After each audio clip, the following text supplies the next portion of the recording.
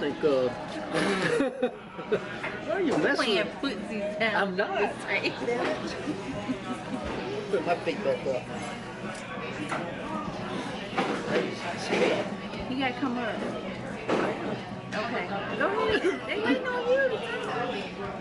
We ain't live, are we?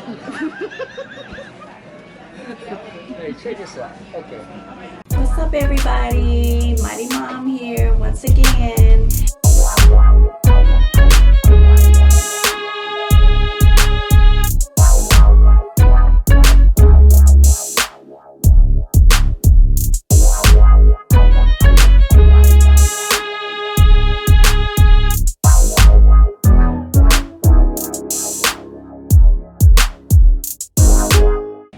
Everybody, so this is something new that I wanted to do for a long time, and my cousin, whose hand you see in the scene right here in the picture, is has agreed to talk to us about his journey, his trials and tribulations, just whatever he wants to talk about. As far as where he's been, his addiction, where he's at today. So I hope that this video inspires you and leaves you more encouraged than down, and have more understanding if you're going through this or if you're a family member like me. So this is going to be part 1, so there will be a part 2, just so you know. And yes, we are at a restaurant. So, I don't want to promote anything, but I don't see it either. But anyway, so, as you can see now, this is Ronnie. Y'all have heard me talk about Ronnie. Hey there. Hi. How you all? This is going to be on YouTube, Ronnie. So, this is my cousin, Ronnie, y'all. And, so he's agreed again to talk and just tell you his story and share whatever he wants to share. So we'll get started. First of all, thank you, Ronnie, for doing this. I appreciate you. You're welcome. And so, like I say, this is going to be part 1, you guys. So my question to him, and what I want him to start off with, is like where it all began, and we're going to rewind a little bit, and he's going to tell you how he grew up, like what his goals were in life, and what he wanted to be as a little boy, and just so y'all can understand where he came from, his background. So it's on me now? It's on you, buddy. Oh, wow. Let's see. Well, I guess I would have to start at growing up. We got company. Oh, come on. Y'all okay? I was just checking. Yeah. I get a little more water with lemon. I'll bring you Oh, I got lemon. I'm sorry. It's okay. You want Appreciate more it. lemon? Yeah, because I use these actually. I put these in here. Okay, I'll bring you. Lost my train of thought. When you was a little boy. Oh, okay. I guess growing up, pretty much had a normal childhood. My dad worked hard, worked a lot of hours. My mom, she worked as well. Everything seemed to be fine. As a kid, I think one of my goals, if the teacher were to ask me, you know, sometimes in school they would ask, what do you want to be when you grow up? You know, usually I would raise my hand and say baseball player. You know, at one point I wanted to be a veterinarian, and then I switched that to being a physician's assistant and a baseball player. Okay. Oh yeah. So, you know, I had pretty much probably a little bit above average intelligence, what society would call average intelligence, above average intelligence. I think I was on the honor roll for a while in school. Wow. So, you know, things were going pretty well. I think growing up, where I grew up, it wasn't, I guess, considered the, you know, upper class or something like that. You know, I think society has. Excuse me, I don't mean to interrupt you. I just wanted to say I'm a big fan. Oh, well, So we just wanted to say hi. Okay. Do y'all mind being on my YouTube channel? No. Oh, yeah. Okay. Subscribe. So you are. Yeah. Damn this, please. Thank y'all. Are you doing a mukbang? What's it called? Mukbang? You hear that? He was like, what is that? But What's it called? I love that. Yeah, yeah. That's It's my when you first talk time. and you eat. That's my first time hearing it. Yeah. When you came in, I was like, Yeah. that? We were over there talking. We was like, no, they coming, they coming. Oh, that is so funny. Yeah. So nice meeting You y'all. too. Y'all want a picture? Sure. they remember taking on one phone and just to each other. Yours? Oh, yeah, girl, you got the 11. You can yours. Oh, thank you. Oh, Ronnie, can you film and take a picture? Oh, they said, now y'all ask me other stuff now. Oh, they said, this too much now. I knew this free dinner had something attached to it here. Us. We're going to Miss Bar. You got all of it? That's it. Now y'all gonna have to really come a little closer. The young lady with the baby. Yeah. Yeah, what about you? Yeah, she's all the way out of it. Okay, now we're good. Well, we're filming the phone, but we're gonna get this picture first, all right? Okay, let's do another one with cheese, something like that. Whatever y'all do, you know? Let's do that. Growing up, the neighborhood I lived in wasn't the upper class, so to speak. So, growing up, the area that we lived in, it was pretty much, we were the minority as far as race. Rampart, Zone 3. Oh my God. Shawty. So, you know, trying to fit in, you know, in my head was real tough sometimes. So, you know, I ended up, I guess, going into high school, I began to want to talk to women. And then it, Wrong women? Huh? Wrong women? No, the girls in the school. You know. Oh, okay, honey, them girls. Okay. You understand what I'm saying? Okay. We're backtracking here, so I think I had some insecurities, and then I was shy. So I was looking for that something that would give me the courage to approach one of these pretty women. So, you know, I think that's how, you know, I think just that feeling of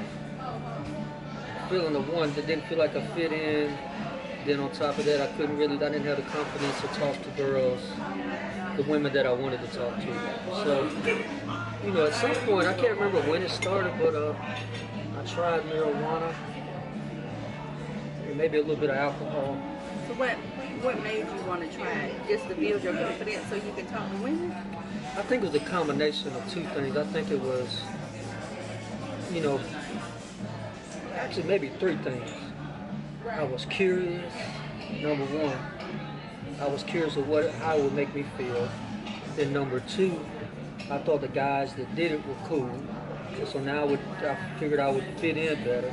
And number three, I think when I did do it, I think I wasn't thinking about You it. want the 6-ounce sirloin, right? Yeah, Okay. yeah. And then when I lost my train of thought.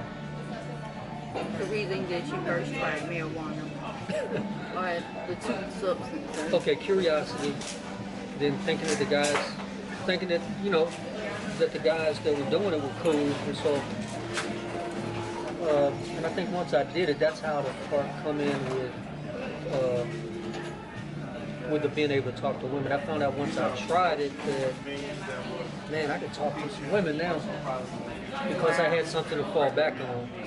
You know, I didn't fear the rejection and all that stuff. So, you know, I tried the marijuana, and the next thing you know, my grades dropped. I was cutting class. So what grade were you in when you tried? When was it? It was at some point in the 10th grade. 10th grade? Yeah, and I had just finished my 9th grade year and was the offensive player of the year in baseball. You were so good in baseball, y'all. I think it was top 10% in my class I was going into the junior year, but I think it reflected on the grades in the 10th grade. So make a long story short, I mean, I was pretty good academically and, you know, and also played basketball. Here we go. All right, thank you. You're welcome. got your other water too. You're welcome. Like a big ball of beef. They don't even look like a steak. They just little bitty thing. That's What the is it? 6 ounce? I guess they waited. So where we at? So now, okay, so what about the, what was it called? The red baseball? When did you Oh, do the that? Cincinnati Reds. Oh, coming out of 9th grade, I was Okay, I so this was was the, how good he was. well, I was the in offensive baseball. player of the year for my school. And I got a letter from a baseball Yeah, camp. okay. I'll be right back. Yes. All right. Got a letter from a baseball camp and with an offer to try out for the Cincinnati Reds the summer of my 9th grade year. Wow. Went out of town and I got homesick and I failed miserably. Miserably. I don't think I had a hit the whole week I was there. I was just so, that was my first time being away from home by myself. So really right after that, that's when I started, trying the marijuana and stuff like that. So it was right before going back to school. And then I got a car. And, MR2. What grade were you in? well, actually, I got a Mazda before that one. Oh, Oh, the MR2 came in a little later. That'll be a whole different story. Lord have mercy. But And you got a Mazda. yeah, and I don't know, I just thought I was cool. I thought I had it going on. I thought I was all that in a bag of chips by then because of the marijuana, kind of boosted my confidence, and I began to have. So how did you support this habit? Were you working? I was. I can't remember exactly where I was working. I had some type of part-time job. I was leaving, where they let you leave school early. I want to say it was at Kroger. Okay. Yeah, but possibly in the beginning I didn't though. I don't think I did in the very beginning. Like him and his sister was spoiled. His So I got the dad money would from my leave dad, them yeah. money every morning. An allowance. They didn't have to clean up, make up their beds. None of that. Yeah, They were a little spoiled. maybe a little bit. So I don't know. That's how it happened with the marijuana, But after doing the marijuana for a while, I got a whole new set of friends. I still played basketball and began to play baseball in my 10th grade year. And at some point, I was smoking a lot of marijuana, so I ended up quitting baseball.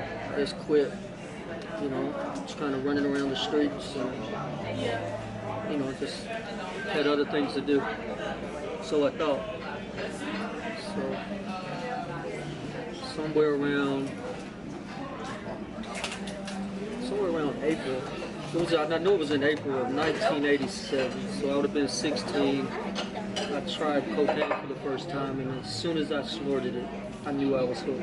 Oh my gosh. I'm not going to say I knew I was hooked. I just knew that I had found what I was looking for. So what made you even try it? Just hanging out with my friends. We were at they a were doing parade. it too? That was the first time I'd ever seen it. There you go. Yeah. Thank you. You're welcome. So they were already doing it. They had already Apparently. experienced it. I'm thinking they were. Yeah. So, and the thing about it is, the guy that, my friend that introduced me to it, he was like a really good friend of mine. He was the one when I was in school and I tried out for the basketball team. I was like the only white guy. There was only like 5 white guys in the school, so I didn't know. We were the minority. I didn't know if I was going to make it, and so instead of, that's how me and my friend got close. When the cut list come up to see who made the basketball team, he took off running down the hall when the bell rung, and instead of looking for his name, he looked for my name. And so he ran back, grabbing on this, and you made it, because he already knew he was going to make it. Because he was that good. So me and him were hanging out with a couple other guys, and we, snorted the cocaine. The next thing I know, I was looking for it. I was like, man, I want to feel that again. It was like an escape from all the anxiety, escape from I don't know, it's just a feel good. You know, it's like people in society want to feel better. And then I tried the cocaine, it's like, wow, you know, I feel better. You know, so for the next days and weeks, it was like I was chasing that feel good, you know. In high school. Yeah. And then the next thing you know, let's see, that was in April. So I did get the MR2 right after that. And next thing you know, we went back to school my senior year, and next thing you know, I quit. I just left school. I mean, I was so entangled with the drugs by then that it's like that's all I wanted to do was get high. I had no sense of what was really going on. Your life, huh? Yeah, big time. Yeah. Wow. So you dropped out of school. Dropped out of school. Where'd Marianne and Ron, where'd they say? And right before I dropped out of school, though, right before I dropped out of school, I went to school going into my senior year, and then my friend that was with me that, you know, pretty much introduced me to the cocaine, I found out he was murdered. So he was murdered like a late Sunday night going into Monday morning, and I'd been over his house that Saturday night.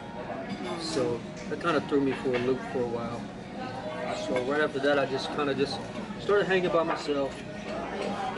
And then once I, you know, just riding around getting high, you know, got into a pretty serious relationship, and you know, spent time with her, and you know, did drugs. You know, she didn't do drugs or drink, so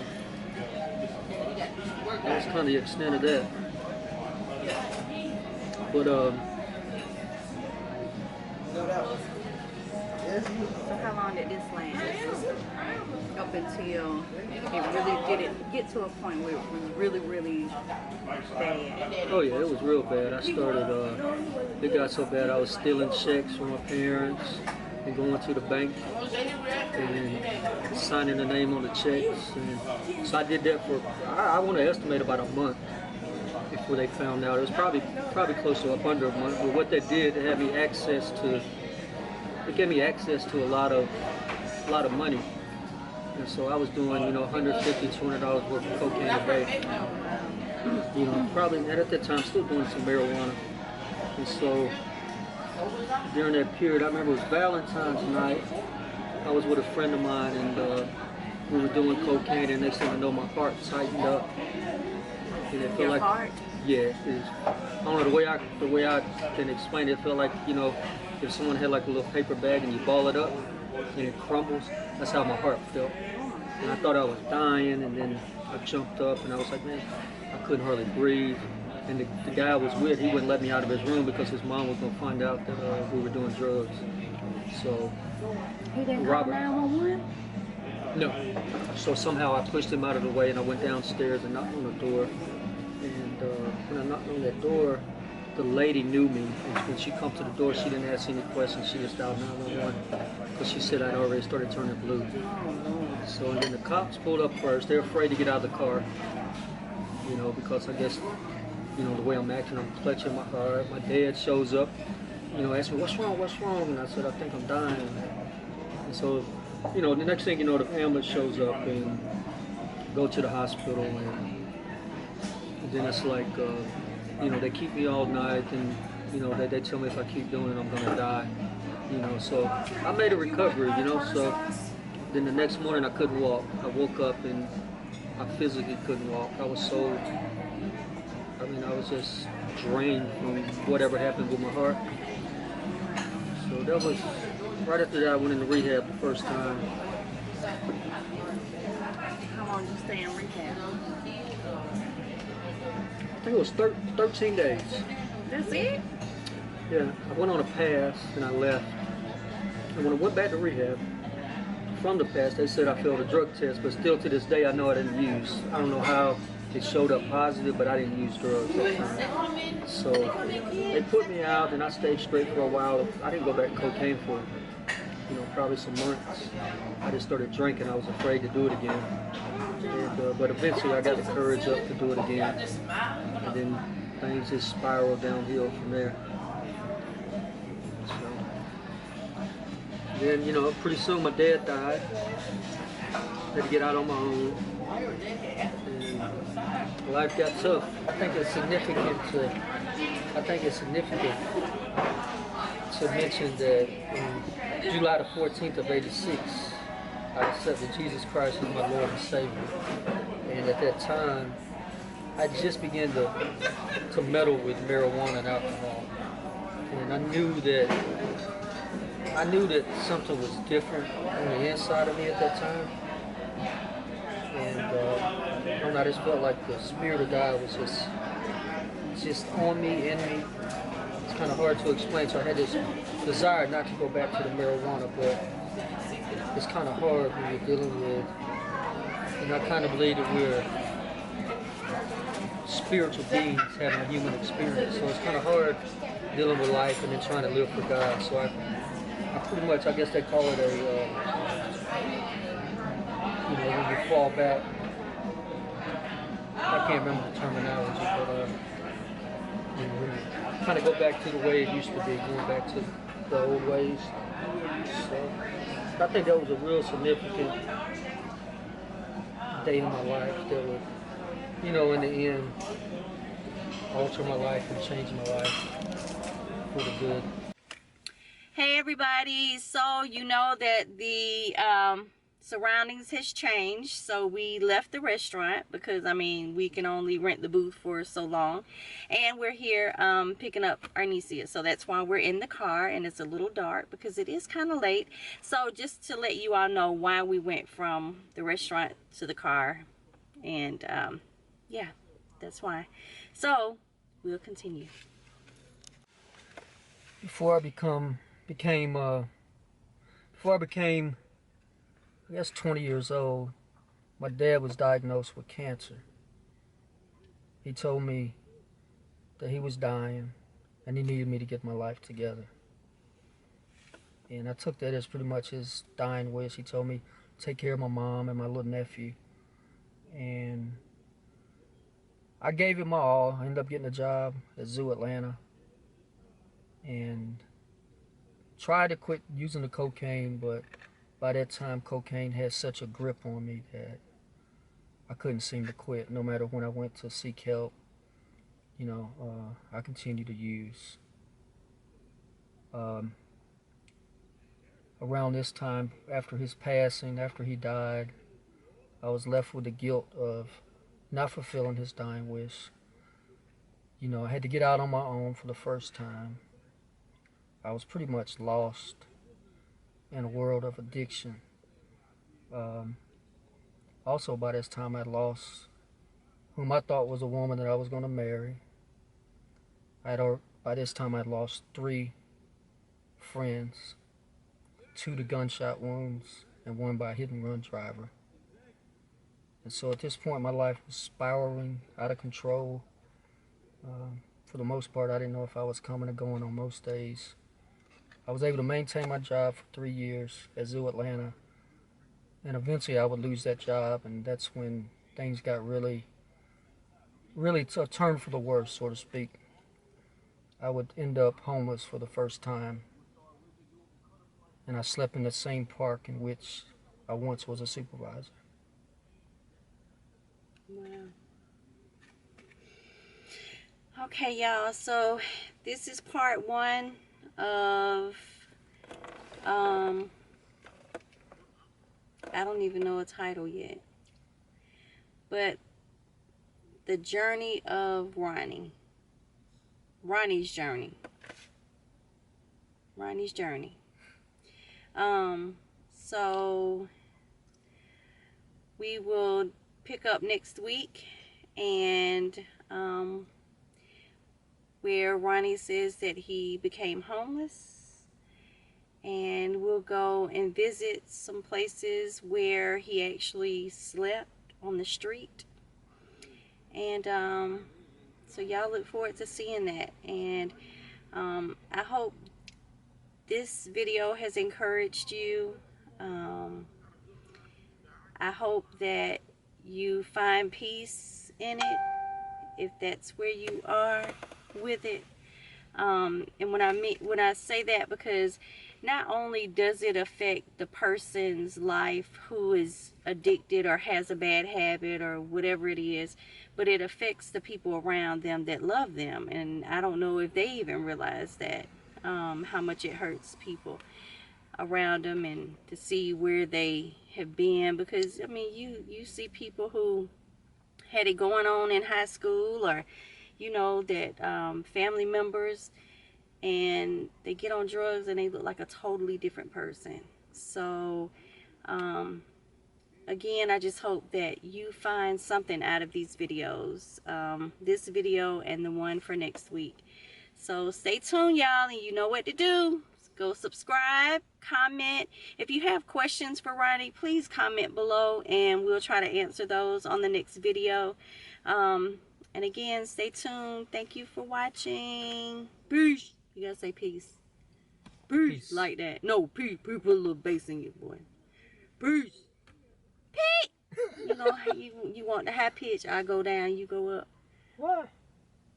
Peace. Say peace. 1, 2, 3. Peace.